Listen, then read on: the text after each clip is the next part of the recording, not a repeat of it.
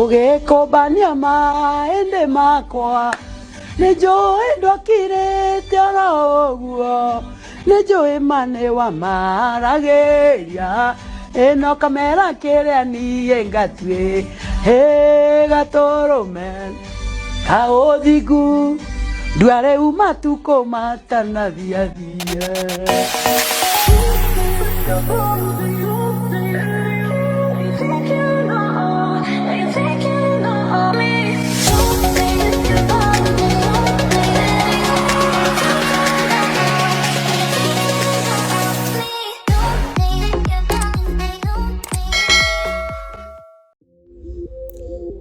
Wamuratha has emerged the best candidate to vie for Kiambu County Women Rep under U.D.A.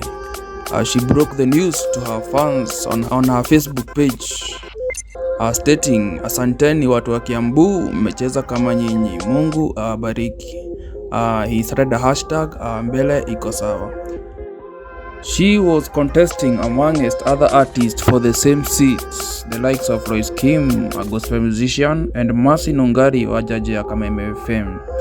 In other news, Njogu and Njoroge rose to his opponent, Charity Kathambi, and went ahead to his Facebook page to thank the people of Njoro and the fans at large. I quote, "My people of Njoro, I respect your decision.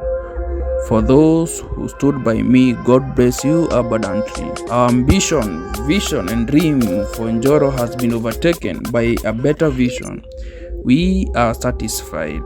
I wish Honorable Kathambi all the best. May God use you to make the lives of Njoro people better.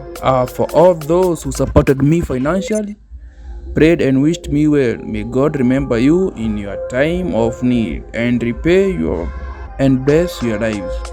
We fall many times, but we find strength within to rise. God bless you all." He signed off, Njogu and Njoroge na Nyawira. From our desk, we wish them all the best and may the best candidate win in the coming general election. Thanks for watching. Remember to like the video and subscribe for more content.